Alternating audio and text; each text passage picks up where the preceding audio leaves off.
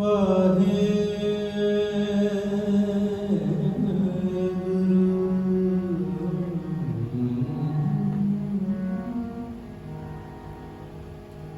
ਸ਼ਲੋਕ ਮਹਲਾ ਪਹਿਲਾ। ਦੁਖ ਦਾਰੂ ਸੁਖ ਰੋਗ ਪਾਇਆ, ਜਾ ਸਕਤਾ ਮਨੋ ਤੂੰ ਕਰਤਾ ਕਰਨਾ ਜਾਹੂ ਮਰੀ ਰहो।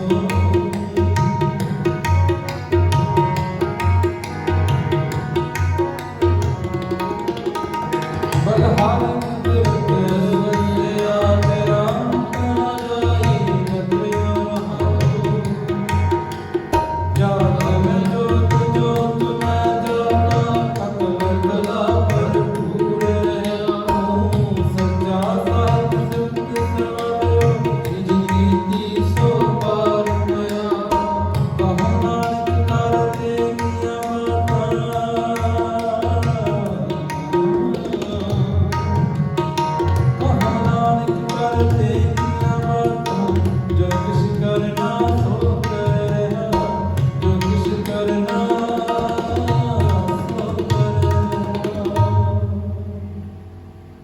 जुग हो जुग अटल साहिब सच्चा पातशाह धन गुरु ग्रंथ साहिब महाराज जी की कृपा सदका हर रोज पावन बाणी आशा की वार जी विचार कीर्तन नाल जुड़न का जरूर करती हूँ। सुआओ विचार करने तो पहला अदब प्यार सहित गुरु साहिब जी वालों बख्शी फतेह प्रवान करिए जी। आखो वाहिगुरू जी का खालसा वाहिगुरू जी की फतेह। तीन दुनिया के मालक धन गुरु नानक साहिब महाराज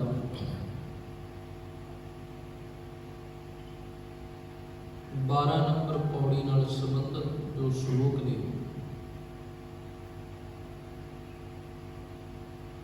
सतगुरु जी ने सानू सबना नू बड़ा प्यारा उपदेश देना किया।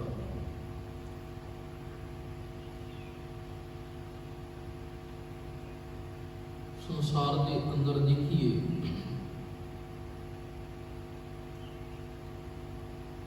आम धार्मिक अस्थाना के अंदर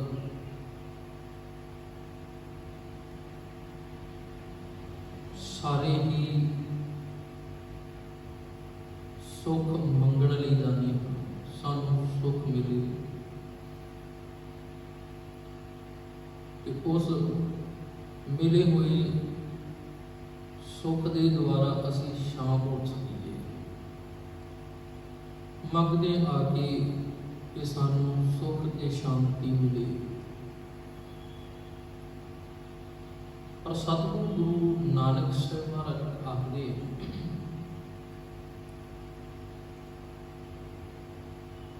बंदिया सुख शांति तेरी मंगनी बड़ी चंगी गल है। सुख ते शांति मंग, तेरे कोल सुख भी होवे ते उन्हां सुखां दे विच तूं शांति भी मान सके।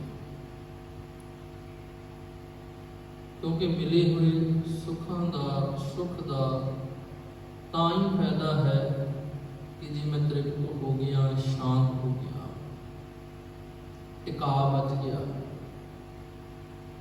पर जे उन्हां सुखां विचों दुख पैदा हो जाण फिर शांति तक ही वो सुख भी चंगे नहीं लगते। गुरु नानक साहिब महाराज जी ने यही सानू जिहड़ा सोहना उपदेश है बाणी राही दिता। गुरु कोलों सुख मंग, पर वो सुख मंग जिहड़ा सजीवी है, जिस विच सदा आनंद टिकिया रहे, आनंद बनिया रहे। नहीं तो बाबा जी आखते ने श्लोक महला पहला, दुख दारू सुख रूप भया। किसी वेले सुख जिहड़े ने वो रोग बन जाते हैं, दुख बन जाते हैं। आपां सच्ची समय के हिसाब नाल एक सोहनी एग्जाम्पल आपां लै सकते संसार के अंदरों। बंदे ने अपने सुखों लिए बड़ा कुछ बनाया, बड़ी इहदी तेज रफ्तार बन गई। देखिया सी ना कि बंदे की बड़ी तेज रफ्तार है, टिक ढाले टिक के अपनी रफ्तार बदलता, शांति मिलती, कारज करता, सोहणियां सोहणियां काढां कढ़दा, ਉਹਦੇ ਵਿੱਚੋਂ चंगा सुख आनंद मिलता। हम देख रहे हैं ना कि आपां लॉकडाउन लगा होया है, सारे ही लोग आपो अपने घरां दे विच ने, पर कई ऐसे गुरसिख प्यारे भी ने, ऐसे गुरमुख जन भी ने, ऐसे वो सोहणे मनुख भी ने जिहड़े अपने घरां विच बैठे हुए भी ऐसे कारज कर रहे हैं जिन्हां विचों सਦੀवी सुख है। अपने घरां विच रह के गुरबाणी नाल जेकर जुड़े हुए ने, गुरु उपदेश के द्वारा अपनी जिंदगी नूं वो जियो रहे ना, ते उन्हां नूं आई हुई मुसीबत जिहड़ी है इहदा कोई दुख नहीं, इहदा कोई दुख नहीं उन्हां नूं। ते जिहड़े अपनी स्पीड अपनी गति तो बड़ी तेज सी उन्हां दी, पर इस सुख नालों गुरबाणी सुख नालों टुटे हुए सी, वो बड़े दुखी ने। अच्छा सतगुरु सच्चे पातशाह जी आखदे ने, दुख दारू सुख रोग भया। मैं तो गुरु तेरे चरणों में ये अरदास करता हाँ भी मेरे को दुख भी वो भावें आ जान, पर वो दुख जिहड़े ने ना मेरे लिए वो दारू बन जाते, दारू बन जाते हैं, दवा वो दवा बन गए ने मेरे लिए। मैं चाहता सी मेरे को समा होवे, मैं गुरबाणी नूं पढ़ सकां, गुरबाणी नूं विचार सकां, गुरबाणी नूं समझ सकां, ते मेरा जीवन सोहना बन जाए, आनंद नाल भर जाए। किसी नाल गलबात करो भी तुसीं गुरुद्वारे आउंदे हो, मत्था टेकदे हो, बाणी नाल जुड़दे भी हो, बाणी नूं समझदे भी हो, ते बहुत आम दे विच हुंदा ना भी असीं बाणी सिੱਖ नहीं सके क्योंकि कारोबार ही इदां दा सी, साडे कोल टाइम नहीं,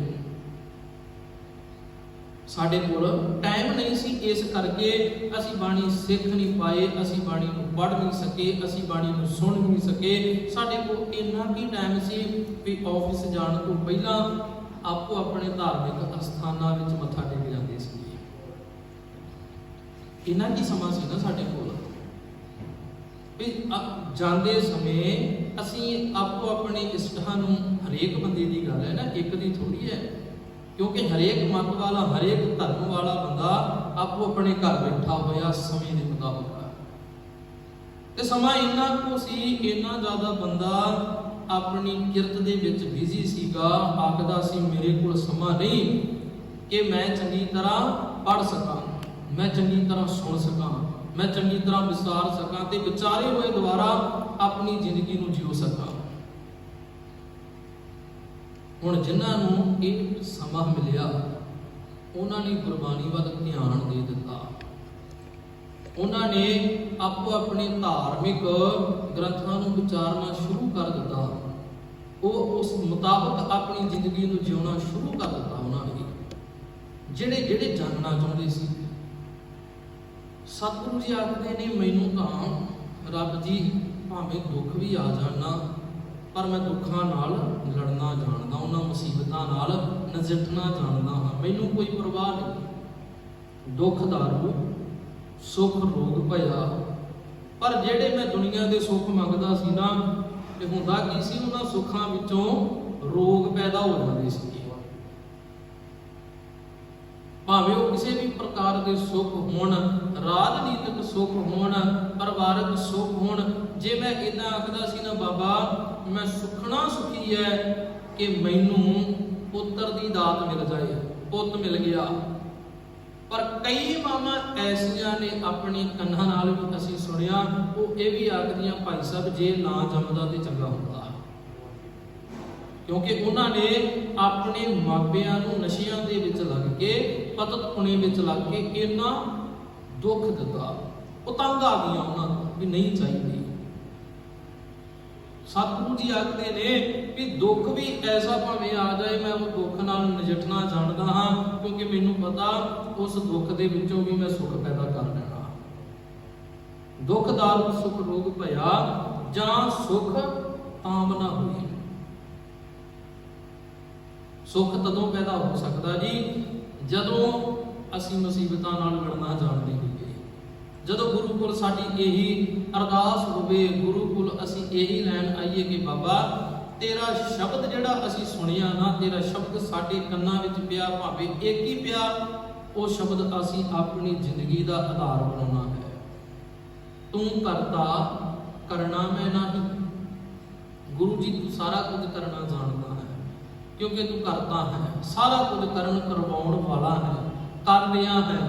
ਤੂੰ ਕਰਤਾ ਕਰਨਾ ਮੈਂ ਨਹੀਂ, ਜਾਂ ਤੂੰ ਕਰੀ ਨਾ ਹੋਈ। ਮੇਰੇ ਕੀਤਿਆਂ ਤੇ ਕੁਝ ਵੀ ਨਹੀਂ ਨਾ ਹੋਣਾ, ਮੈਂ ਤੇ ਕੁਝ ਵੀ ਨਹੀਂ ਨਾ ਕਰ ਸਕਦਾ। ਤੂੰ ਸਾਰਾ ਕੁਝ ਕਰਨ ਕਰਵਾਉਣ ਵਾਲਾ ਹੈ ਤੇ ਕਰ ਰਿਹਾ ਹੈ। ਤੇਰੇ ਹੱਥ ਵਿੱਚ ਹਰੇਕ ਬੰਦੇ ਦੀ ਜ਼ਿੰਦਗੀ ਦੀ ਡੋਰ ਹੈ, ਹਰੇਕ ਨੂੰ ਤੂੰ ਪਾਲ ਰਿਹਾ ਹੈ, ਹਰੇਕ ਨੂੰ ਤੂੰ ਜਿੰਦ ਦੇ ਰਿਹਾ ਹਾਂ। ਸਾਰੀ ਸ੍ਰਿਸ਼ਟੀ ਦੀ ਵਾਂਗ ਡੋਰ ਤੇਰੇ ਹੱਥ ਵਿੱਚ ਹੈ। ਸਤਿਗੁਰੂ ਜੀ ਆਖਦੇ ਨੇ, ਮੈਂ ਤਾਂ ਇਹੀ ਆਖ ਸਕਦਾ ਹਾਂ, ਬਲਿਹਾਰੀ ਕੁਦਰਤ ਵਸਿਆ। ਰੱਬ ਜੀ ਮੈਂ ਤੇਰੇ ਤੋਂ, ਪ੍ਰਮਾਤਮਾ ਜੀ ਕਰਤਾ ਜੀ ਤੇਰੇ ਤੋਂ ਬਲਿਹਾਰੇ ਜਾਂਦਾ ਹਾਂ, ਤੂੰ ਆਪਣੀ ਕੁਦਰਤ ਦੇ ਵਿੱਚ ਵਸਿਆ ਹੋਇਆ ਹੈ। ਤੇ ਮੈਂ ਤੇਰੀ ਕੁਦਰਤ ਦੀ ਕੀ ਵਿਚਾਰ ਕਰਾਂ। ਸਤਿਗੁਰੂ ਸੱਚੇ ਪਾਤਸ਼ਾਹ ਆਖਦੇ ਨੇ, ਕੁਦਰਤ ਕਵਣ ਕਹਾਂ ਵਿਚਾਰ, ਵਾਰਿਆ ਨਾ ਜਾਵਾਂ ਏਕ ਵਾਰ, ਜੋ ਬੁੱਧ ਭਾਵੈ ਸਾਹੀ ਭਲੀ ਕਾਰ, ਤੂੰ ਸਦਾ ਸਲਾਮਤ ਨਿਰੰਕਾਰ। ਬਲਿਹਾਰੀ ਕੁਦਰਤ ਵਸਿਆ, ਤੇਰਾ ਅੰਤ ਨਾ ਜਾਈ ਰੱਖਿਆ। ਮੈਂ ਤੈਨੂੰ ਕਿਵੇਂ, ਤੈਨੂੰ ਮੈਂ हे ਰੱਬ ਜੀ ਜਾਣ ਸਕਾਂ, ਤੇਰੇ ਤੱਕ ਮੇਰੀ ਕਿੱਦਾਂ ਪਹੁੰਚ ਹੋ ਸਕੇ, ਤੇਰਾ ਤੇ ਮੈਂ ਅੰਤ ਹੀ ਨਹੀਂ ਪਾ ਸਕਦਾ। ਤੇਰੀ ਕੁਦਰਤ ਬੇਅੰਤ ਹੈ, ਤੇਰੀ ਕੁਦਰਤ ਦਾ ਮੈਂ ਅੰਤ ਨਹੀਂ ਪਾ ਸਕਦਾ, ਤੇਰੇ ਤੱਕ ਕਿਵੇਂ ਪਹੁੰਚਾਂ, ਤੇਰਾ ਪਾ ਹੀ ਨਹੀਂ ਸਕਦਾ। ਤੂੰ ਜੋ ਜੋ ਕਰ ਰਿਹਾ ਹੈ ਬਹੁਤ ਸੋਹਣਾ ਕਰ ਰਿਹਾ ਹੈ। ਮੈਂ ਤੇ ਇਹੀ ਕਹਿ ਸਕਦਾ ਹਾਂ, ਕਰਤਾ ਆ ਤੇਰੀ ਬਣਾਈ ਹੋਈ ਕੁਦਰਤ ਜਿਹੜੀ ਹੈ ਨਾ, ਬੜੀ ਸੁਹਾਵਣੀ ਹੈ। ਤੇ ਇਸ ਸੁਹਾਵਣੀ ਕੁਦਰਤ ਦੇ ਰੰਗਾਂ ਨੂੰ ਦੇਖ ਦੇਖ ਕੇ ਮੈਂ ਆਖਾਂ, ਰੰਗੀ ਰੰਗੀ ਭਾਂਤੀ ਕਰ ਕਰ ਜਿਨਸੀ ਮਾਇਆ, ਜਿਹਨੂੰ ਉਪਾਈ ਕਰ ਕਰ ਦੇਖਿਆ ਕੀਤਾ ਆਪਣਾ, ਜਿਉਂ ਕਿਸ ਦੀ ਵਡਿਆਈ। ਸਤਿਗੁਰੂ ਸੱਚੇ ਪਾਤਸ਼ਾਹ ਆਖਦੇ ਨੇ, ਤੇਰਾ ਅੰਤ ਨਾ ਜਾਈ ਰਖਿਆ ਰਹਾਓ, ਜਾਤ ਮਹਿ ਜੋਤ ਜੋਤ ਮਹਿ ਜਾਤਾ। ਹਰੇਕ ਰੱਬ ਦੀ ਜਾਤ ਦੇ ਵਿੱਚ ਤੂੰ ਵਸਿਆ ਹੋਇਆ। ਭਾਵ ਕਿ ਹਰੇਕ ਕੁਦਰਤ ਵਿੱਚ ਕਈ ਪ੍ਰਕਾਰ ਦੀਆਂ ਜਾਤਾਂ ਨੇ ਨਾ, ਜਿਨਸਾਂ ਨੇ, ਉਹਨਾਂ ਸਾਰੀਆਂ ਜਾਤਾਂ ਜਿਨਸਾਂ ਦੇ ਵਿੱਚ ਤੂੰ ਰੱਬ ਜੀ ਵਸਿਆ ਹੋਇਆ। ਘਟ ਘਟ ਮੈਂ ਹਰ ਨੂੰ ਵਸਿਆ, ਤੂੰ ਵਸਿਆ ਹੋਇਆ ਹੈ। ਜਾਤ ਮਹਿ ਜੋਤ ਜੋਤ ਮੈਂ ਜਾਤਾ। ਤੇ ਤੇਰੀ ਜੋਤ ਨੂੰ ਉਸ ਜੀਵਨ ਦੇ ਵਿੱਚੋਂ ਹੀ ਪਛਾਣਿਆ ਜਾ ਸਕਦਾ ਹੈ। ਤੇਰੀ ਜੋਤ ਹਰੇਕ ਜੀਵ ਦੇ ਅੰਦਰ ਟਿਕੀ ਹੋਈ ਹੈ। ਮਹਾਰਾਜ ਕਹਿੰਦੇ, ਅਕਲ ਕਲਾ ਭਰਪੂਰ ਰਹਿਆ। ਅਕਲ ਦਾ ਅਰਥ ਹੈ ਸੰਪੂਰਨ, ਕਲਾ ਦਾ ਅਰਥ ਹੈ ਅਲੱਗ ਅਲੱਗ। ਰੱਬ ਦੀ ਤੇਰੀ ਸੰਪੂਰਨ ਜੋਤ ਹਰੇਕ ਅਲੱਗ ਅਲੱਗ ਟੋਟੇ ਵਿੱਚ, ਭਾਵ ਹਰੇਕ ਜੀਵ ਦੇ ਵਿੱਚ ਵਸੀ ਹੋਈ ਹੈ, ਸੰਪੂਰਨ ਜੋਤ ਹੈ। ਤੇ ਉਸ ਜੋਤ ਦੇ ਦੁਆਰਾ ਹੀ ਇਹ ਸਾਰੀ ਸ੍ਰਿਸ਼ਟੀ ਜਿਹੜੀ ਉਹ ਚੱਲ ਰਹੀ ਹੈ। ਅਸੀਂ ਸਾਰੇ ਚੱਲ ਰਹੇ ਹਾਂ ਤੇਰੀ ਜੋਤ ਦੇ ਦੁਆਰਾ। ਤੇਰੀ ਜੋਤ ਸਾਡੇ ਅੰਦਰ ਟਿਕੀ ਹੋਈ ਹੈ, ਉਹ ਜੋਤ ਦੇ ਕਰਕੇ ਹੀ ਅਸੀਂ ਚੱਲ ਰਹੇ ਹਾਂ, ਅਸੀਂ ਜਿਉ ਰਹੇ ਹਾਂ। ਸੱਚੇ ਪਾਤਸ਼ਾਹ ਆਖਦੇ ਨੇ, ਜਾਤ ਮੈਂ ਜੋਤ ਜੋਤ ਮੈਂ ਜਾਤਾ, ਅਕਲ ਕਲਾ ਭਰਪੂਰ ਰਹਿਆ। ਤੂੰ ਸੱਚਾ ਸਾਹਿਬ, ਤੂੰ ਸੱਚਾ ਸਾਹਿਬ ਆ, ਤੂੰ ਸੱਚਾ ਹੈ, ਤੇਰੇ ਵਰਗਾ ਹੋਰ ਕੋਈ ਦੂਜਾ ਨਹੀਂ ਹੈ, ਕੋਈ ਬਰਾਬਰ ਦਾ ਤੇਰੇ ਵਰਗਾ ਹੋਰ ਕੋਈ ਦੂਜਾ ਨਹੀਂ ਹੈ। ਤੂੰ ਇੱਕੋ ਹੈ, ਤੂੰ ਸੱਚਾ ਹੈ, ਤੂੰ ਨਿਰਭਉ ਹੈ, ਤੂੰ ਨਿਰਵੈਰ ਹੈ, ਤੇਰੇ ਵਰਗਾ ਹੋਰ ਕੋਈ ਹੋ ਹੀ ਨਹੀਂ ਸਕਦਾ। ਤੂੰ ਸੱਚਾ ਸਾਹਿਬ, ਸਿਫਤ ਸਵਾਲਿਓ, ਜਿਨ ਕੀਤੀ ਸੋ ਪਾਰ ਪਿਆ। ਮੈਂ ਤਾਂ ਰੱਬ ਦੀ ਤੇਰੀਆਂ ਸਿਫਤਾਂ ਕਰਨੀਆਂ ਜਾਣਦਾ ਹਾਂ, ਕਿਉਂਕਿ ਤੂੰ ਸੱਚਾ ਹੈ ਤੇ ਸਦਾ ਹੀ ਤੇਰੀ ਸਿਫਤ ਸਲਾਹ ਕਰਦਾ ਹਾਂ। ਜਿਹਨੇ ਤੇਰੀ ਸਿਫਤ ਸਲਾਹ ਕੀਤੀ ਹੈ ਨਾ, ਉਹ ਇਸ ਸੰਸਾਰ ਸਾਗਰ ਚੋਂ ਪਾਰ ਹੋ ਗਿਆ। ਜਿਹਨੇ ਤੈਨੂੰ ਸਮਝਣਾ ਚਾਹਿਆ, ਤੇਰੇ ਮੁਤਾਬਕ ਚੱਲਿਆ, ਤੇਰਾ ਅੰਤ ਨਹੀਂ, ਤੈਨੂੰ ਸਮਝਣਾ ਚਾਹਿਆ ਹੈ, ਤੇਰੇ ਮੁਤਾਬਕ ਸਮਝ ਕੇ ਜ਼ਿੰਦਗੀ ਜਿਉਈ ਹੈ ਨਾ, ਉਹ ਇਸ ਸੰਸਾਰ ਸਾਗਰ ਵਿੱਚੋਂ ਪਾਰ ਹੋ ਗਿਆ ਹੈ। ਉਹਦੀ ਜ਼ਿੰਦਗੀ ਪਾਰ ਹੋਣਾ, ਉਹਦੀ ਜ਼ਿੰਦਗੀ ਬੜੀ ਸੋਹਣੀ ਬਤੀਤ ਹੋ ਰਹੀ ਹੈ। ਕਹੋ ਨਾਨਕ ਕਰਤੇ ਕੀਆਂ ਬਾਤਾਂ, ਜੋ ਕਿਛ ਕਰਨਾ ਸੋ ਕਰ ਰਹਿਆ। ਇਹ ਨਾਨਕ ਕਰਤੇ ਦੀਆਂ ਬਾਤਾਂ ਨੇ, ਕਰਤੇ ਦੀ ਇਹ ਪ੍ਰਕਿਰਤੀ ਜੋ ਹੈ ਉਹ ਆਪਣੇ ਮੁਤਾਬਕ ਚੱਲ ਰਹੀ ਹੈ। ਜਿਵੇਂ ਉਹ ਚਲਾ ਲਿਆ ਹੈ, ਉਹ ਸਾਰਾ ਕੁਝ ਆਪ ਹੀ ਜਾਣਦਾ ਹੈ। ਮੈਂ ਉਸ ਦੇ ਅੰਤ ਪਾਉਣ ਵੱਲ, ਉਹ ਕੀ ਕਰ ਰਿਹਾ ਕੀ ਨਹੀਂ ਕਰ ਰਿਹਾ, ਉਸ ਵੱਲ ਨਾ ਧਿਆਨ ਦਿੰਦਿਆਂ ਹੋਇਆਂ ਕੇਵਲ ਇਹੀ ਕਰਾਂ ਸਿਫਤ ਸਵਾਲਿਓ, ਸਿਫਤ ਸਵਾਲਿਓ, ਉਹਦੀ ਸਿਫਤ ਸਲਾਹ ਕਰਾਂ, ਉਹਦੀਆਂ ਵਡਿਆਈਆਂ ਕਰਾਂ, ਉਹਦੀ ਬਾਣੀ ਨੂੰ ਸਮਝਾਂ ਕਿ ਉਹ ਕਰਤਾ ਕੌਣ ਹੈ, ਜਿਹਨੇ ਇਸ ਸ੍ਰਿਸ਼ਟੀ ਨੂੰ ਬਣਾਇਆ ਹੋਇਆ। ਮੈਂ ਉਹਦੀ ਜੋਤ ਨੂੰ ਪਹਿਚਾਨਾਂ ਤੇ ਆਪਣੇ ਮੂਲ ਨਾਲ ਜੁੜ ਜਾਵਾਂ, ਆਪਣੀ ਧੁਰੀ ਨਾਲ ਜੁੜ ਜਾਵਾਂ। ਆਓ ਅਗਲਾ ਸ਼ਲੋਕ ਗੁਰੂ ਅੰਗਦ ਸਾਹਿਬ ਮਹਾਰਾਜ ਜੀ ਦਾ ਆਪਾਂ ਸਰਵਣ ਕਰੀਏ।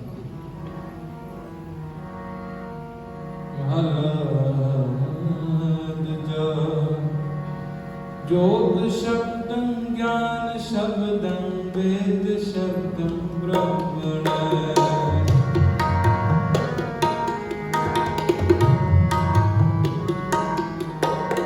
ਖਤਰੀ ਸ਼ਬਦੰ ਸੂਰ ਸ਼ਬਦੰ ਸੁਦਰਸ਼ਨੰ ਪਰ ਕਿਰਤ ਹੈ।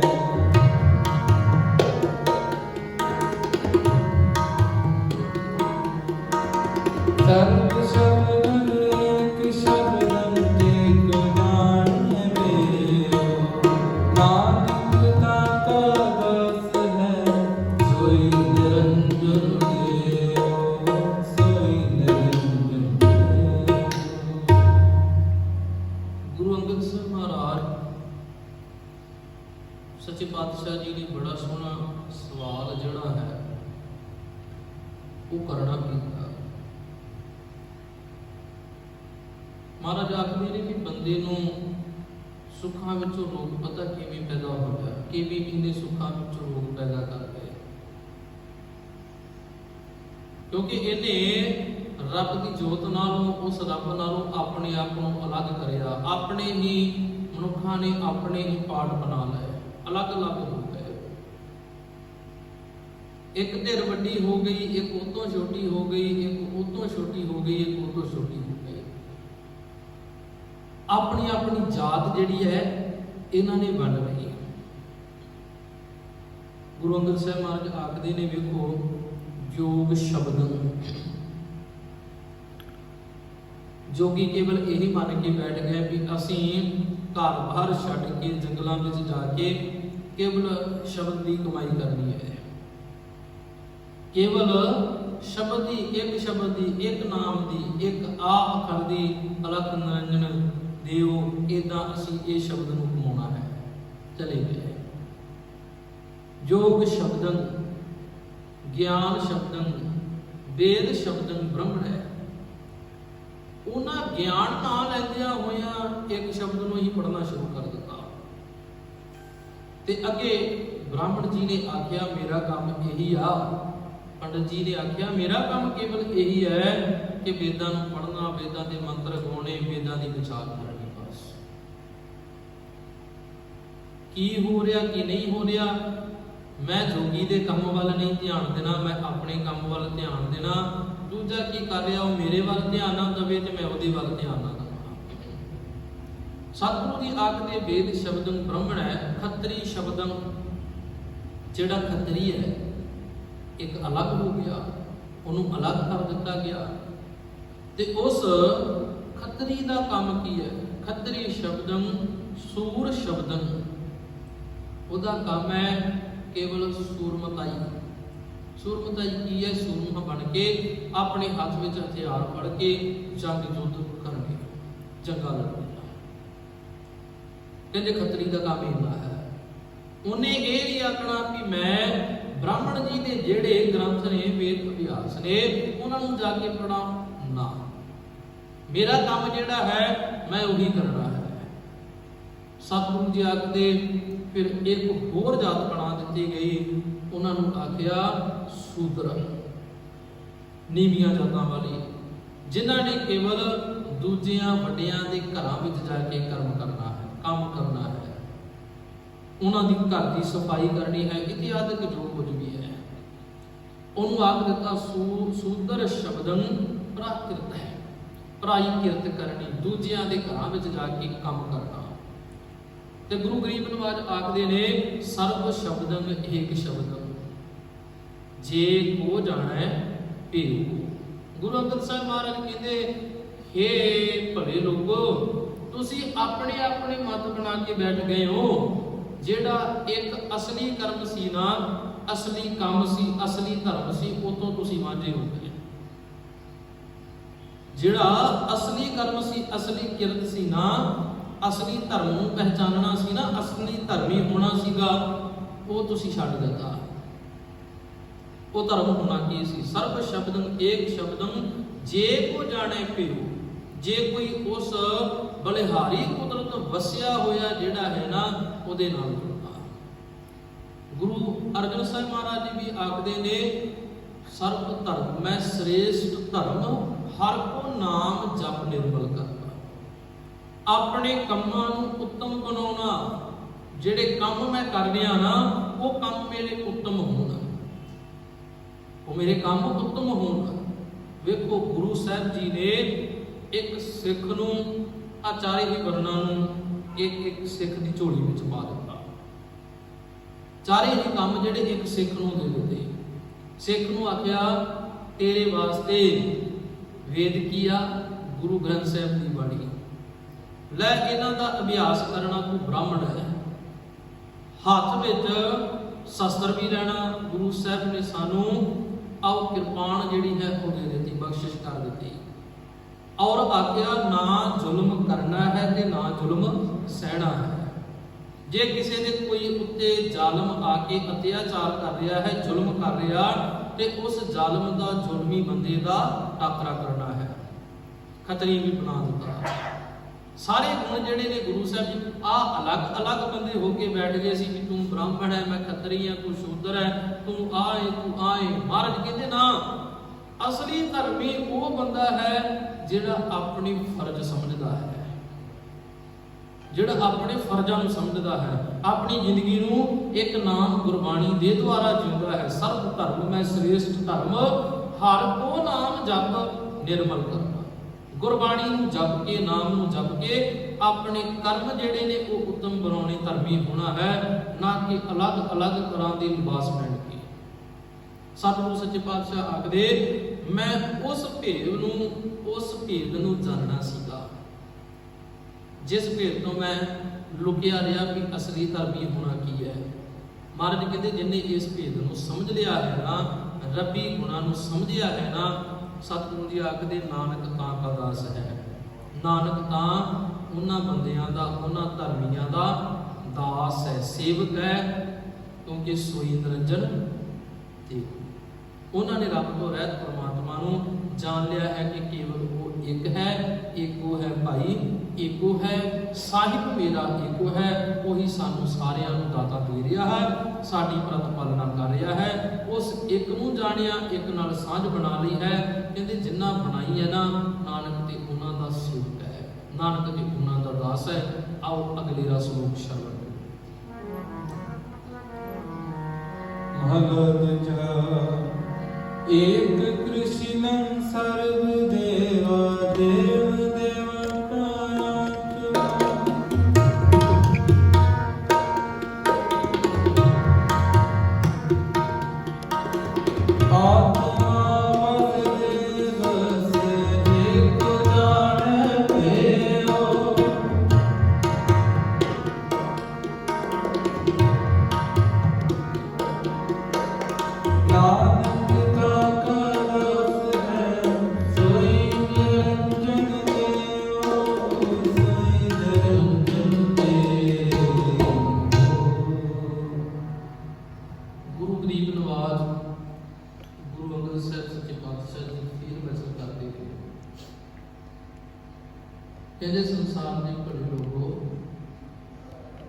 ਅਸਲ ਵਿੱਚ ਉਹ ਰੱਬ ਹੀ ਕ੍ਰਿਸ਼ਨ ਹੈ, ਕੋਈ ਵੱਖਰਾ ਨਹੀਂ।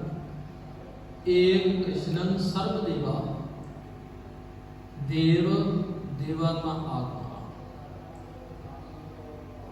ਉਹ ਮੇਰਾ ਅਕਾਲ ਪੁਰਖ ਵੈਗੁਰੂ ਸਾਰੇ ਦੇਵਤਿਆਂ ਦਾ ਪਿਤਾਮਾ ਹੈ।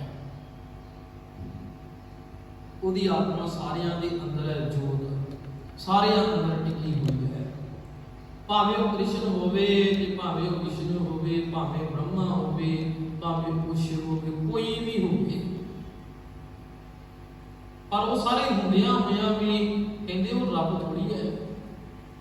ਉਹਨਾਂ ਦੇ ਅੰਦਰ ਵੀ ਉਸ ਰੱਬ ਦੀ ਜੋਤ ਟਿਕੀ ਹੋਈ ਹੈ, ਕੋਈ ਵੀ ਹੈ। ਉਹਦੀ ਆਤਮਾ ਟਿਕੀ ਹੋਈ, ਆਤਮਾ ਦੇ ਵਿੱਚ ਉਹਦਾ ਇੱਕ ਅੰਸ਼ ਜੋ ਟਿਕੀ ਹੋਈ ਹੈ, ਸਿਸਟਮ ਉਹਦਾ ਕਹਿੰਦੇ। ਮਹਾਰਾਜ ਸੱਚੇ ਪਾਤਸ਼ਾਹ ਆਖਦੇ ਨੇ ਏਕ ਕ੍ਰਿਸ਼ਨੰ ਸਰਬ ਦੇਵਾ, ਦੇਵ ਦੇਵਾਤਾ ਆਤਮਾ, ਆਤਮਾ ਵਾਸੁਦੇਵ ਵਸੈ, ਜੇ ਕੋ ਜਾਣੇ ਭੇਦ। ਇਸ ਗੱਲ ਨੂੰ ਜਿਹੜਾ, ਇਸ ਭੇਦ ਨੂੰ ਜਿਹੜਾ ਜਾਣਦਾ ਹੈ, ਕਿਹੜਾ ਭੇਦ ਹੈ ਉਹ?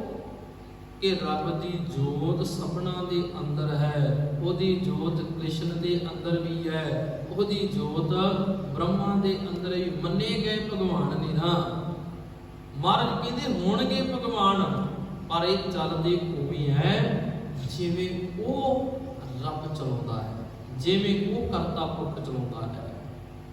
ਉਹਦੇ ਸਿਸਟਮ ਨੂੰ, ਉਹਦੀ ਜੋ ਬਣਾਈ ਹੋਈ ਖਲਕਤ ਵਿੱਚ ਜੋ ਵਸਿਆ ਹੋਇਆ, ਉਹਨੂੰ ਸਮਝਣਾ। ਸਤਿਗੁਰੂ ਸੱਚੇ ਪਾਤਸ਼ਾਹ ਆਖਦੇ ਨੇ, ਵੇਖੋ ਜਿਵੇਂ ਨਦੀਆਂ ਨਾਲਿਆਂ ਦਰਿਆਵਾਂ ਦਾ ਪਾਣੀ ਸਮੁੰਦਰ ਵਿੱਚ ਆ ਕੇ ਸਮਾ ਜਾਏ,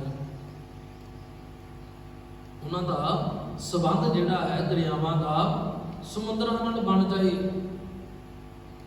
ਤੇ ਇੱਕ ਦਰਿਆ ਦਾ ਜਿਹਦਾ ਲਿੰਕ, ਜਿਹਦਾ ਸਬੰਧ ਕਹਿ ਲਓ ਸਮੁੰਦਰ ਨਾਲ ਹੋ ਗਿਆ, ਤੇ ਦਰਿਆ ਨੂੰ ਅਸੀਂ ਹੁਣ ਸਮੁੰਦਰ ਥੋੜੀ ਆਖਾਂਗੇ। ਪਾਣੀ ਤੇ ਸਮਾ ਗਿਆ ਦਰਿਆ ਦਾ ਵਿੱਚ, ਨਦੀਆਂ ਨਾਲਿਆਂ ਦਾ ਰਿੜਦਾ ਹੋਇਆ ਪਾਣੀ, ਵਗਦਾ ਹੋਇਆ ਵਹਾਅ ਦੇ ਵਿੱਚ ਆਉਂਦਾ ਹੋਇਆ ਪਾਣੀ ਸਮੁੰਦਰ ਵਿੱਚ ਆ ਡਿੱਗਾ।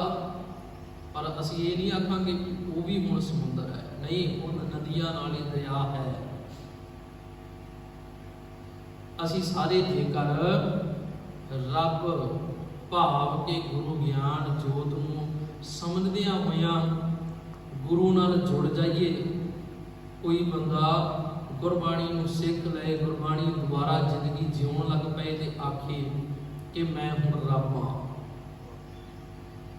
ਨਹੀਂ, ਤੂੰ ਨਦੀ ਦੀ ਤਰ੍ਹਾਂ ਹੀ ਹੈ, ਦਰਿਆ ਦੀ ਤਰ੍ਹਾਂ ਹੀ ਹੈ।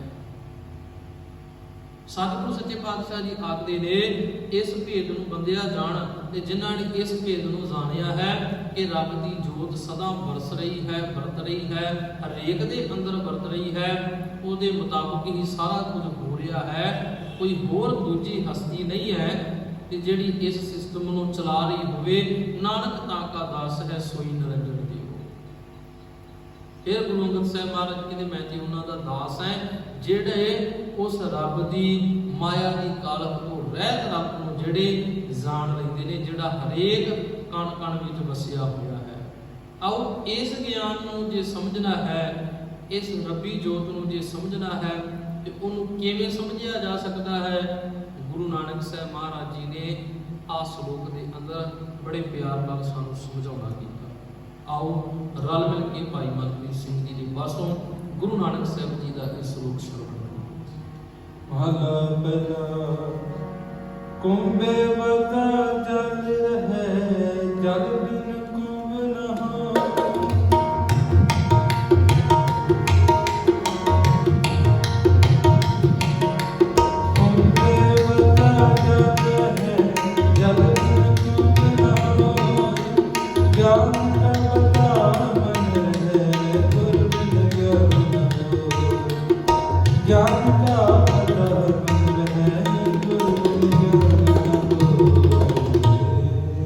ਸਤਿਗੁਰੂ ਸੱਚੇ ਪਾਤਸ਼ਾਹ ਬੜੇ ਪਿਆਰ ਨਾਲ ਅੱਜ ਦੀ ਪੌੜੀ ਦਾ ਇਹ ਅਖੀਰਲਾ ਸ਼ਲੋਕ ਹੈ।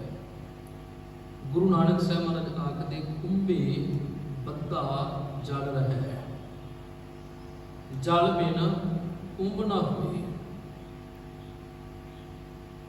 ਰੱਬ ਜੀ ਤੇਰਾ ਤੇ ਤੇਰੇ ਜੀਵਾਂ ਦਾ ਸੰਬੰਧ ਵੀ ਇੰਨਾ ਹੀ ਹੈ। ਜਿਵੇਂ ਤੇਰੀ ਜੋਤ ਸਭਨਾ ਅੰਦਰ ਟਿਕੀ ਹੋਈ ਹੈ ਤੇ ਅਸੀਂ ਜੀਵਨ ਚੱਲ ਫਿਰ ਰਹੇ ਹਾਂ, ਤੇਰਾ ਸਿਸਟਮ ਚੱਲ ਰਿਹਾ ਹੈ। ਦੁੱਖ ਦਾ ਰੂਪ ਸੁੱਖ ਰੋਗ ਭਇਆ ਉਹ ਵੀ ਨਾਲ ਹੀ ਸਾਨੂੰ ਸਮਝਣਾ ਚਾਹੀਦਾ। ਗੁਰੂ ਨਾਨਕ ਸਾਹਿਬ ਆਖਦੇ ਨੇ ਕਿ ਵੇਖੋ, ਇੱਕ ਘੜਾ ਬਣਾਉਣਾ ਇਹਨਾਂ ਤੇ ਪਾਣੀ ਦੀ ਜ਼ਰੂਰਤ ਹੈ। ਪਾਣੀ ਤੋਂ ਬਿਨਾ ਘੜਾ ਨਹੀਂ ਬਣ ਸਕਦਾ, ਘੜਾ ਨਹੀਂ ਬਣ ਸਕਦਾ, ਤੇ ਘੜੇ ਤੋਂ ਬਿਨਾ ਪਾਣੀ ਨਹੀਂ ਟਿਕ ਸਕਦਾ। ਪਾਣੀ ਨੂੰ ਜੇ ਟਿਕਾਉਣਾ ਹੈ, ਨਦੀਆਂ ਨਾਲਿਆਂ ਦੇ ਵਿੱਚ ਵਗ ਰਿਹਾ, ਤੇ ਮੈਂ ਆਖਾਂ ਵੀ ਪਾਣੀ ਨੂੰ ਟਿਕਾਉਣਾ, ਕੁਝ ਪਾਣੀ ਟਿਕਾਉਣਾ ਹੈ, ਬਾਲਟੀ ਭਰ ਕੇ ਉਸ ਪਾਣੀ ਦੀ ਮੈਂ ਕਾਹਦੇ ਵਿੱਚ ਪਾ ਦਿੱਤੀ? ਘੜੇ ਵਿੱਚ ਪਾ ਦਿੱਤੀ। ਪਾਣੀ ਟਿਕ ਗਿਆ, ਖੜ ਗਿਆ। ਸਤਿਗੁਰੂ ਜੀ ਆਖਦੇ ਨੇ ਦੇਖੋ, ਕੁੰਭੇ ਬੱਧਾ ਜਲ ਰਹਿ, ਜਲ ਬਿਨ ਕੁੰਭ ਨਾ ਹੋਏ। ਘੜੇ ਤੋਂ ਬਿਨਾ ਪਾਣੀ ਨਹੀਂ ਟਿਕ ਸਕਦਾ ਤੇ ਪਾਣੀ ਤੋਂ ਬਿਨਾ ਘੜਾ ਨਹੀਂ ਬਣ ਸਕਦਾ। ਹੁਣ ਸਾਡੇ ਕਈ ਬੁੱਧੀਜੀਵੀ ਆਖਦੇ ਨੇ ਵੀ ਕਈ ਰੌਲਾ ਪਾਉਂਦੇ ਜੀ, ਕੁੰਭ ਜਿਹੜਾ ਹੈ ਉਹ ਗੁਰਬਾਣੀ ਵਿੱਚ ਆਇਆ, ਇਸ ਕਰਕੇ ਕੁੰਭ ਰੱਖਿਆ ਜਾਂਦਾ। ਕਈ ਆਖਦੇ ਨੇ, ਕਈ ਕਹਿੰਦੇ ਜੀ ਦੇਖੋ, ਕੁੰਭ ਤੁਸੀਂ ਕਿਤੇ ਕੁੰਭ ਨਹੀਂ ਰੱਖਣਾ ਚਾਹੀਦਾ, ਭਾਵ ਘੜਾ ਭਰ ਕੇ ਪਾਣੀ ਦਾ ਜਿਹੜਾ ਹੈ ਉਹ ਨਹੀਂ ਰੱਖਣਾ ਚਾਹੀਦਾ ਜਦੋਂ ਅਖੰਡ ਪਾਠ ਸਾਹਿਬ ਹੁੰਦਾ ਜਾਂ ਗੁਰਦੁਆਰਿਆਂ ਦੇ ਵਿੱਚ। ਹੁਣ ਉਸ ਘੜੇ ਦਾ, ਉਸ ਬਣਾਏ ਹੋਏ ਸਿਸਟਮ ਦਾ ਸੰਬੰਧ ਥੋੜੀ ਇਸ ਸਰੂਪ ਦੇ ਨਾਲ ਹੈ ਕਿ ਜਿਹੜੀਆਂ ਮਰਿਆਦਾ ਅਸੀਂ ਘੜ ਕੇ ਰੱਖੀਆਂ ਹੋਈਆਂ ਨੇ ਵੀ ਉਹ ਘੜੇ ਵਿੱਚ ਪਾਣੀ ਪਾ ਕੇ ਰੱਖੀਏ, 3 ਦਿਨ ਬਾਣੀ ਚੱਲੇਗੀ ਤੇ ਉਹ ਪਾਣੀ ਜਿਹੜਾ ਅੰਮ੍ਰਿਤ ਬਣ ਜਾਏਗਾ। ਨਹੀਂ, ਸਤਿਗੁਰੂ ਜੀ ਆਖਦੇ ਨੇ ਕਿ ਕੁੰਭੇ ਬੱਧਾ ਜਲ ਰਹਿ, ਜਲ ਬਿਨ ਕੁੰਭ ਨਾ ਹੋਏ, ਗਿਆਨ ਦਾ ਬੱਧਾ ਬਣ ਰਹਿ।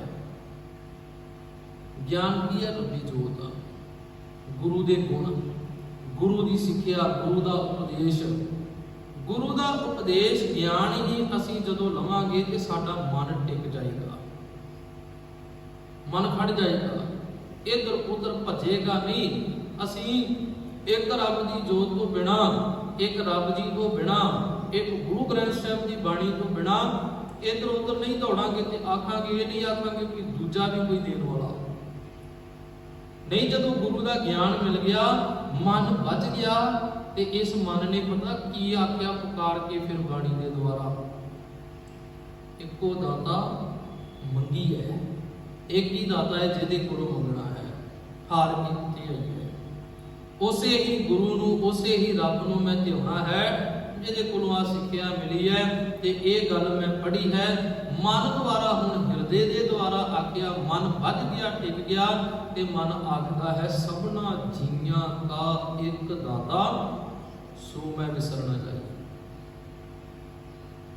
ਪਰ ਇਹ ਗੱਲ ਨੂੰ ਕਹਿਣਾ ਸੌਖਾ ਥੋੜੀ, ਪੜ੍ਹਦੇ ਲਵਾਂਗੇ ਆਪਾਂ। ਜਪਜੀ ਸਾਹਿਬ ਕਈ ਪੜ੍ਹਦੇ ਨੇ ਰੋਜ਼, ਜਪਜੀ ਸਾਹਿਬ ਕਈ ਪੜ੍ਹਦੇ ਨੇ ਤੇ ਕਈ ਪੜ੍ਹਨ ਵਾਲੇ ਇਹ ਵੀ ਆਖਦੇ ਨੇ ਕਿ ਫਲਾਣੇ ਮੰਦਿਰ ਵਿੱਚ ਵੀ ਮੈਂ ਮੱਥਾ ਟੇਕ ਜਾਵਾਂ ਕਿਤੇ ਉਹ ਨਾ ਰੁੱਸ ਜਾਏ। ਕਈ ਹੈ ਨਾ ਸਾਡੇ ਕਿ ਦਸਤਾਰਾਂ ਬੰਨ ਕੇ ਇੱਥੇ ਵੀ ਮੱਥਾ ਟੇਕ ਜਾਂਦੇ ਨੇ, ਫਿਰ ਮੰਦਿਰਾਂ ਵਿੱਚੋਂ ਜਾ ਕੇ ਤਿਲਕ ਵੀ ਲਵਾਉਂਦੇ ਨੇ ਵਿਚਾਰੇ, ਟੱਲ ਵੀ ਖੜਕਾਉਂਦੇ ਨੇ ਜਾ ਕੇ ਕਿ ਸਾਨੂੰ ਤੇ ਉਨੀ ਦੇਰ ਤੱਕ ਕਿਤੇ ਸ਼ਾਂਤੀ ਨਹੀਂ ਆਈ ਜਿੰਨੀ ਦੇਰ ਤੱਕ ਟੱਲ ਨਾ ਖੜਕਾਈਏ, ਜਿੰਨੀ ਦੇਰ ਤੱਕ ਪੰਡਤ ਦੇ ਕੋਲੋਂ ਚੁਲੀ ਭਰ ਕੇ ਪਾਣੀ ਦੀ ਨਾ ਪੀ ਆਈਏ, ਉਨੀ ਦੇਰ ਤੱਕ ਸ਼ਾਂਤੀ ਨਹੀਂ ਹੁੰਦੀ। ਤੇ ਮੇਰੇ ਬਾਬੇ ਨੇ ਆਖਿਆ, ਭਾਈ ਗਿਆਨ ਨੂੰ ਲੈ, ਇੱਥੇ ਮੱਥਾ ਟੇਕ ਕੇ ਨਾ ਚਲੇ ਜਾ ਕਰ, ਧਰਮ ਦੇ ਨਾਂ ਤੇ ਇਹੀ ਨਾ ਵਖਰੇਵੇਂ ਪਾ ਕੇ ਰੱਖ, ਆਪਣੀਆਂ ਹੀ ਮਰਿਆਦਾ ਘੜ ਕੇ ਨਾ ਰੱਖ। ਨਹੀਂ, ਜੇ ਮੈਂ ਏਦਾਂ ਕਰਾਂਗਾ ਤਾਂ ਚੰਗੀ ਗੱਲ ਹੈ, ਤਾਂ ਚੰਗਾ ਹੈ, ਜੇ ਮੈਂ ਏਦਾਂ ਕਰਾਂਗਾ ਤਾਂ ਧਾਰਮਿਕ ਸਥਾਨਾਂ ਦੇ ਅੰਦਰ ਸਾਡੇ ਇਹੀ ਕੁਝ ਹੀ ਹੋ ਰਿਹਾ ਨਾ ਵੀ ਫਲਾਣਾ ਬੰਦਾ ਇਸ ਮਰਿਆਦਾ ਮੁਤਾਬਕ ਚੱਲਦਾ, ਉਹ ਸਹੀ ਹੈ, ਉਹ ਧਰਮੀ ਹੈ। ਫਲਾਣਾ ਬੰਦਾ ਏਦਾਂ ਚੱਲਦਾ ਹੈ, ਉਹ ਸਹੀ ਹੈ। ਵੈਸੇ ਤੇ ਜੇ ਅਸੀਂ ਮੰਨੀਏ ਨਾ, ਸਾਨੂੰ ਸਾਰਿਆਂ ਨੂੰ ਆਪਾਂ ਆਖਦੇ ਤਾਂ ਹੈ ਵੀ ਅਕਾਲ ਤਖਤ ਮਹਾਨ ਹੈ, ਸਿੱਖ ਪੰਥ ਦੀ ਸ਼ਾਨ ਹੈ। ਆਖਦੇ ਨਾ ਸਾਰੇ ਵੀ ਅਕਾਲ ਤਖਤ ਮਹਾਨ ਹੈ ਜੀ, ਪਰ ਉਸ ਅਕਾਲ ਤਖਤ ਸਾਹਿਬ ਤੋਂ ਪੰਥ ਪ੍ਰਮਾਣਿਤ ਜਿਹੜੀ ਸਿੱਖ ਰਹਿਤ ਮਰਿਆਦਾ ਉਹਨੂੰ ਕੌਣ ਕੌਣ ਮੰਨਦਾ? ਕਿੰਨੇ ਬੰਦੇ ਨੇ ਜੀ ਉਹ ਜਿਹੜੇ ਅਕਾਲ ਤਖਤ ਸਾਹਿਬ ਦੀ ਮਰਿਆਦਾ ਨੂੰ ਮੰਨਦੇ ਨੇ? ਗੱਲਾਂ ਕਰਨ ਵਾਲੇ ਬੜੇ ਨੇ ਜੀ, ਅਕਾਲ ਤਖਤ ਸਾਹਿਬ ਦੀ ਮਰਿਆਦਾ ਕਰੇ ਮੰਨਿਆ ਕਰੋ ਜੀ, ਉਹ ਲਾਗੂ ਕਰੋ ਜੀ, ਇਦਾਂ ਕਰੋ ਜੀ। ਤੇ ਜਦੋਂ ਲਾਗੂ ਕਰਨ ਲੱਗੋ ਨਾ, ਇੱਕ ਅੱਧਾ ਪੁਆਇੰਟ ਵੀ ਤੁਸੀਂ ਸਿੱਖ ਰਹਿਤ ਮਰਿਆਦਾ ਦਾ, ਸਾਡੇ ਵਰਗੇ ਜਦੋਂ ਕਹਿੰਦੇ ਨੇ ਨਾ ਵੀ ਰਹਿਤ ਮਰਿਆਦਾ ਦੇ ਵਿੱਚ ਇਦਾਂ, ਕਿਹੜੀ ਰਹਿਤ ਮਰਿਆਦਾ ਦੇ ਵਿੱਚ? ਇਹਦਾ ਮਤਲਬ ਹੈ ਕਿ ਸਿੱਖ ਰਹਿਤ ਮਰਿਆਦਾ ਤੋਂ ਬਿਨਾਂ ਹੋਰ ਵੀ ਕਈ ਮਰਿਆਦਾ ਹੈ। ਅਲੱਗ-ਅਲੱਗ ਡੇਰੇ ਦੀ ਮਰਿਆਦਾ, ਅਲੱਗ-ਅਲੱਗ ਸੰਪਰਦਾਇਆਂ ਦੀ ਆਪਣੀ ਆਪਣੀ ਮਰਿਆਦਾ ਹੈ। ਉਹ ਕਹਿੰਦੇ ਨੇ ਮੈਂ ਇਦਾਂ ਜੇ ਕਰਾਂ ਨਾ ਗੁਰੂ ਗ੍ਰੰਥ ਸਾਹਿਬ ਦੇ ਨਾਲ ਵੀ, ਤਾਂ ਵੀ ਕਹਿੰਦੇ ਇਦਾਂ ਕਰਨ ਨਾਲ ਚੰਗਾ, ਇਦਾਂ ਕਰਨ ਨਾਲ ਮੈਂ ਧਰਮੀ ਹਾਂ। ਪਰ ਮੇਰਾ ਬਾਬਾ ਆਖਦਾ ਹੈ, ਭਰਾਵਾ ਮੈਨੂੰ ਖੋਲ ਕੇ ਪੜ੍ਹ ਲੈ। ਗੁਰੂ ਗ੍ਰੰਥ ਸਾਹਿਬ ਆਖਦੇ ਨੇ, ਭਾਈ ਮੇਰੇ ਕੋਲ ਆਇਆ ਮਰਿਆਦਾ ਦਾ ਆ ਤਾਣਾ ਬਾਣਾ ਨਾ ਲੈ ਕੇ ਆ ਮੇਰੇ ਕੋਲ, ਮੈਨੂੰ ਖੋਲ ਕੇ ਪੜ੍ਹ ਤੇ ਗਿਆਨ ਲੈ, ਤੇਰਾ ਮਨ ਟਿਕ ਜਾਏ ਤਾਂ ਜੋ ਤੂੰ ਦੁੱਖਾਂ ਨਾਲ ਲੜ ਸਕੇ ਤੇ ਸੁੱਖ ਤੇਰੇ ਰੋਗ ਨਾ ਬਣ, ਉਹਨਾਂ ਸੁੱਖਾਂ ਦੇ ਵਿੱਚੋਂ ਤੂੰ ਆਨੰਦ ਮਾਣੇ, ਤੈਨੂੰ ਸ਼ਾਂਤੀ ਮਿਲੇ। ਅੱਜ ਬੰਦਾ ਗੁਰਦੁਆਰੇ ਆ ਕੇ ਵੀ ਸ਼ਾਂਤ ਨਹੀਂ। ਕਿਉਂ ਸ਼ਾਂਤ ਨਹੀਂ? ਕਿਉਂਕਿ ਉਹ ਸੁੱਖ ਹੀ ਇਹੋ ਜਿਹਾ ਧਾਰਨ ਕਰਨਾ ਚਾਹੁੰਦਾ, ਇਹੋ ਜਿਹੇ ਸੁੱਖ ਮੰਗਦਾ ਜਿਹੜੇ ਸੁੱਖ ਉਹਨੂੰ ਸਾਰੀ ਜ਼ਿੰਦਗੀ ਤੰਗ ਕਰਦੇ ਨੇ। ਸੱਚੇ ਪਾਤਸ਼ਾਹ ਜੀ ਸਮਝਾਉਂਦੇ ਨੇ, ਕਹਿੰਦੇ ਗਿਆਨ ਕਾ ਬੱਧਾ ਮਨ ਰਹਿ, ਗੁਰ ਬਿਨ ਗਿਆਨ ਨਾ ਹੋਏ। ਲਓ ਜੇ ਮਨ ਨੂੰ ਬੰਧਨ ਬੱਧਣਾ ਹੈ, ਮਨ ਨੂੰ ਟਿਕਾਉਣਾ ਹੈ, ਉਹ ਗਿਆਨ ਨਾਲ ਬੱਝ ਸਕਦਾ, ਤੇ ਗਿਆਨ ਗੁਰੂ ਤੋਂ ਬਿਨਾਂ ਕਿਸੇ ਹੋਰ ਗੁਰੂ ਨਹੀਂ ਮਿਲ ਸਕਦਾ, ਕਿਸੇ ਹੋਰ ਕੋਲੋਂ ਨਹੀਂ। ਇਹ ਗਿਆਨ ਕੇਵਲ ਗੁਰੂ ਕੋਲੋਂ ਮਿਲਣਾ ਹੈ। ਗੁਰ ਬਿਨ ਗਿਆਨ ਨਾ ਹੋਏ, ਬਾਬੇ ਨੇ ਆਖਦਾ। ਤੇ ਗੁਰੂ ਸਾਡਾ ਕੌਣ ਹੈ? ਫਿਰ ਗੁਰੂ ਦਾ ਵੀ ਸਾਡਾ ਝਗੜਾ ਹੈ ਨਾ। ਅੱਜ ਅਸੀਂ ਤੇ ਗੁਰੂ ਗ੍ਰੰਥ ਸਾਹਿਬ ਮਹਾਰਾਜ ਜੀ ਨੂੰ ਵੀ ਚੰਗੀ ਤਰ੍ਹਾਂ ਅਜੇ ਗੁਰੂ ਨਹੀਂ ਮੰਨਿਆ। ਗੁਰੂ ਦੇ ਬਰਾਬਰ ਦੇ ਕਈ ਸ਼ਰੀਕ ਪੈਦਾ ਕਰ ਲਏ, ਹੋਰ ਪ੍ਰਕਾਸ਼ ਅਸੀਂ ਕਰਨ ਲੱਗ ਪਏ। ਗੁਰੂ ਨੂੰ ਵੀ ਚੰਗੀ ਤਰ੍ਹਾਂ ਨਹੀਂ ਮੰਨਿਆ ਅਸੀਂ। ਭਾਵੇਂ ਗੁਰਬਾਣੀ ਨੇ ਇਹ ਗੱਲ ਪੁਕਾਰ ਕੇ ਆਖੀ ਹੈ ਤੇ ਸਿੱਖ ਰੋਜ਼ ਪੜ੍ਹਦਾ ਹੈ ਕਿ ਭਲਿਆ ਬਾਣੀ ਗੁਰੂ ਗੁਰੂ ਹੈ, ਬਾਣੀ ਵਿੱਚ ਬਾਣੀ ਅੰਮ੍ਰਿਤ ਸਾਰੇ, ਗੁਰਬਾਣੀ ਕਹੈ ਸੇਵਕ ਜਨ ਮਾਨੈ, ਪ੍ਰਤੱਖ ਗੁਰੂ ਨਿਸਤਾਰੇ। ਸ਼ਬਦ ਤੇਰਾ ਗੁਰੂ ਹੈ, ਗੁਰੂ ਗ੍ਰੰਥ ਸਾਹਿਬ ਮਹਾਰਾਜ। ਇਸ ਗੁਰੂ ਗ੍ਰੰਥ ਸਾਹਿਬ ਤੋਂ ਬਿਨਾਂ ਤੇਰਾ ਕੋਈ ਦੂਜਾ ਗੁਰੂ ਨਹੀਂ ਹੈ। ਜਿਹੜੀ ਬਾਣੀ ਗੁਰੂ ਗ੍ਰੰਥ ਸਾਹਿਬ ਦੀ ਹੈ ਸਿੱਖਾ, ਉਸ ਬਾਣੀ ਨੂੰ ਰੱਜ ਰੱਜ ਕੇ ਪੜ੍ਹ, ਰੱਜ ਰੱਜ ਕੇ ਪੜ੍ਹ ਕੇ ਵਿਚਾਰ ਤੇ ਸਮਝ ਉਸ ਬਾਣੀ ਦੁਆਰਾ ਜ਼ਿੰਦਗੀ ਨੂੰ ਜਿਓ। ਮੈਂ ਨਹੀਂ ਆਖਦਾ, ਮੇਰਾ ਗੁਰੂ ਹੀ ਆਖਦਾ ਹੈ। ਆਓ ਪੜ੍ਹ ਕੇ ਆਪਾਂ ਅੱਗੇ ਚੱਲੀਏ। ਸਤਿਗੁਰੂ ਜੀ ਆਖਦੇ ਨੇ, ਸੱਚੀ ਬਾਣੀ ਕੇਵਲ ਗੁਰੂ ਗ੍ਰੰਥ ਸਾਹਿਬ ਦੀ ਹੈ, ਸਤਿਗੁਰੂ ਬਾਝੋਂ ਹੋਰ ਕੱਚੀ ਬਾਣੀ। ਬਾਣੀ ਤਾਂ ਕੱਚੀ, ਬਾਣੀ ਤਾਂ ਕੱਚੀ, ਸਤਿਗੁਰੂ ਬਾਝੋਂ ਹੋਰ ਕੱਚੀ ਬਾਣੀ। ਮੇਰਾ ਸਤਿਗੁਰੂ ਕੌਣ ਹੈ? ਗੁਰੂ ਗ੍ਰੰਥ ਸਾਹਿਬ। ਤੇ ਗੁਰੂ ਗ੍ਰੰਥ ਸਾਹਿਬ ਤੋਂ ਬਿਨਾਂ ਜਿਹੜੀ ਗੱਲ ਹੈ ਉਹ ਕੱਚੀ ਹੈ। ਗੁਰੂ ਸਾਹਿਬ ਆਖਦੇ ਨੇ ਕਿ ਗੁਰੂ ਗ੍ਰੰਥ ਸਾਹਿਬ ਤੋਂ ਬਿਨਾਂ ਜਿਹੜੀ ਬਾਕੀ ਗੱਲ ਹੈ ਨਾ, ਕੱਚੀ ਹੈ, ਉਹ ਸੱਚੀ ਨਹੀਂ ਹੈ। ਸੱਚੀ ਕੇਵਲ ਗੁਰੂ ਸਾਹਿਬ ਜੀ ਦੀ ਬਾਣੀ ਸੱਚੀ ਹੈ। ਆਓ ਬਾਣੀ ਸੱਚੀ ਨੂੰ ਆਪਾਂ ਗਿਆਨ ਮੰਨਦੇ ਹੋਏ, ਗੁਰੂ ਮੰਨਦੇ ਹੋਏ, ਗੁਰੂ ਦੀ ਗੱਲ ਨੂੰ ਮੰਨ ਕੇ ਆਪਣੇ ਮਨ ਨੂੰ ਟਿਕਾਈਏ, ਤਕੜਿਆਂ ਕਰੀਏ ਵੀ ਕੋਈ ਨਹੀਂ, ਇਹੋ ਜਿਹੀਆਂ ਬਿਮਾਰੀਆਂ ਭਾਵੇਂ ਹਜ਼ਾਰਾਂ ਆ ਜਾਣ, ਅਸੀਂ ਲੜਨ ਲਈ ਤਿਆਰ ਹਾਂ, ਅਸੀਂ ਠੱਲ ਪਾ ਦਿਆਂਗੇ।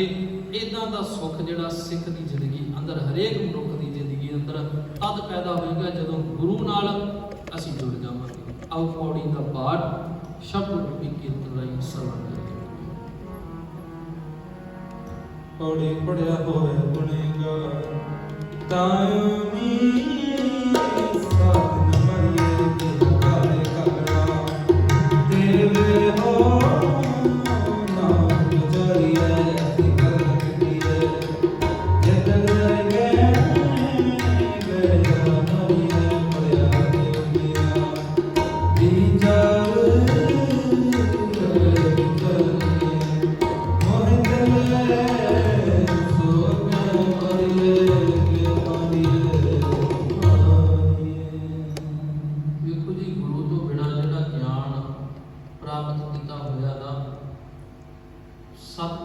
ਪਾਤਸ਼ਾਹ ਜੀ ਨਾ ਬੜੇ ਪਿਆਰ ਨਾਲ ਸਮਝਾਉਂਦੇ ਨੇ ਪੌੜੀ ਦੇ ਅੰਦਰ। ਕਹਿਣ ਲੱਗੇ ਪੜਿਆ ਹੋਵੇ ਗੁਨਾਹਗਾਰ, ਪੜਿਆ ਹੋਇਆ ਬੰਦਾ ਗੁਨਾਹਗਾਰ ਕਿਵੇਂ ਹੋ ਸਕਦਾ? ਉਹਨੂੰ ਤਾਂ ਸਮਝ ਆਉਂਦੀ ਹੈ।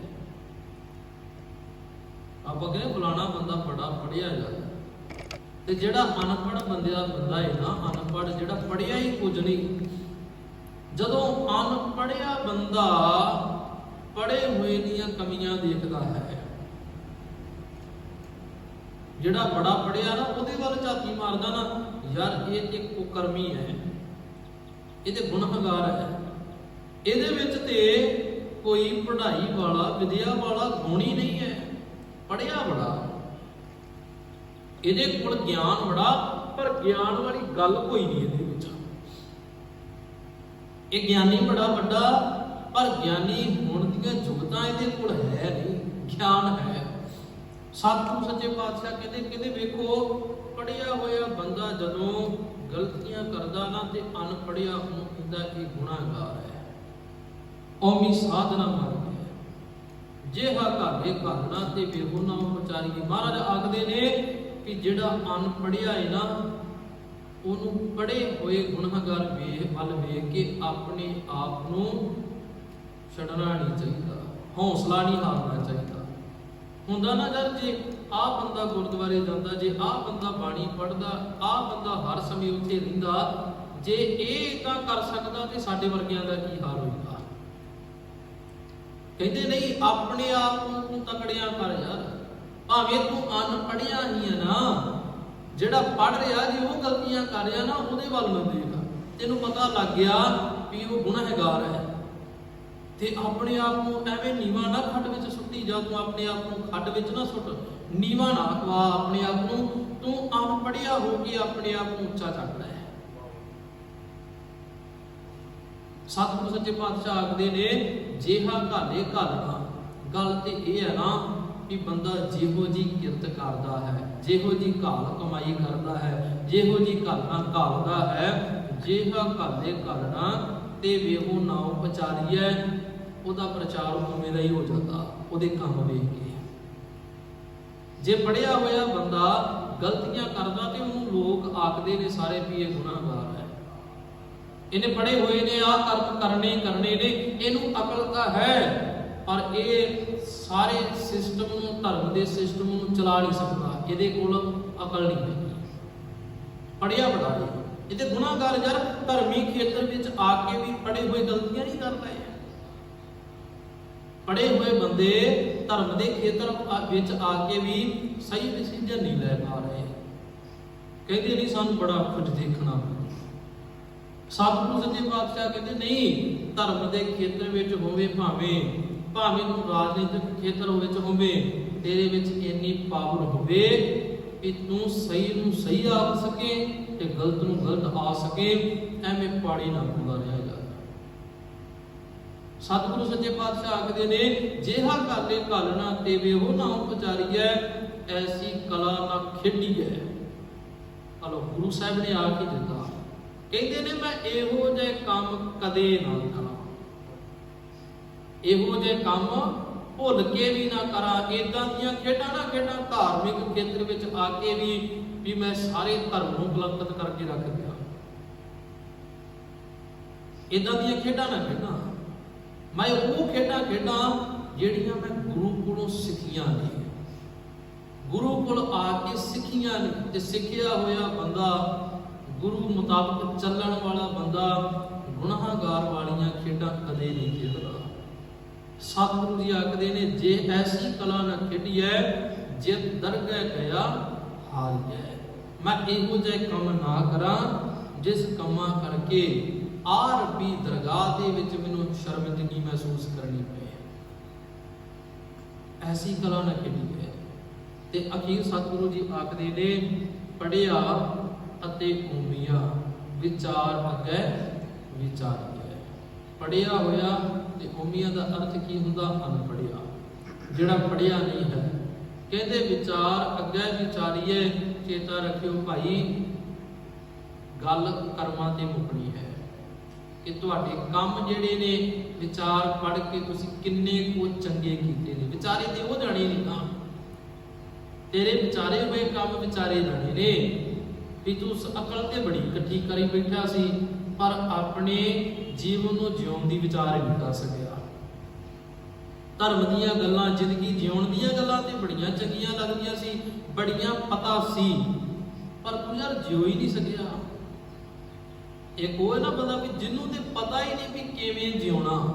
ਮਾਨੋ ਇਦਾਂ ਲੈ ਲਈਏ ਵੀ ਇੱਕ ਬੰਦਾ ਉਹ ਹੈ ਜਿਹੜਾ ਗੁਰਦੁਆਰੇ ਆ ਰਿਹਾ ਤੇ ਜਿਹਨੂੰ ਪਤਾ ਸਾਰਾ ਕੁਝ ਹੈ ਵੀ ਮੈਂ ਕਿਵੇਂ ਜਾਣਾ, ਕਿਵੇਂ ਸਿਰ ਢੱਕਣਾ ਹੈ, ਹੱਥ ਪੈਰ ਧੋ ਕੇ ਜਾਣੇ ਨੇ, ਕਿਵੇਂ ਮੱਥਾ ਟੇਕਣਾ ਹੈ। ਇੱਕ ਬੰਦਾ ਉਹ ਜਿਹਨੂੰ ਸਾਰਾ ਕੁਝ ਕਹਿ ਲਓ ਪਤਾ।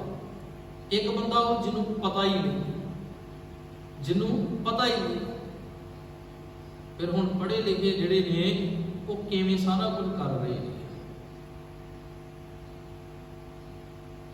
ਪਰ ਜਿਹੜੇ ਅਨਪੜ੍ਹ ਨੇ ਨਾ, ਦੇਖੀਦਾ ਵੀ ਉਹਨਾਂ ਦੇ ਅੰਦਰ ਸ਼ਰਧਾ ਵਾਲੀ ਹੁੰਦੀ ਆ। ਇੱਕ ਉਹ ਨੇ ਜਿਹੜੇ ਕਹਿੰਦੇ ਵੀ ਅਸੀਂ ਸ਼ਰਧਾਵਾਨ ਹੈ ਜੀ, ਸਾਡੇ ਤੋਂ ਵੱਡਾ ਸ਼ਰਧਾਵਾਨ ਕੋਈ ਨਹੀਂ।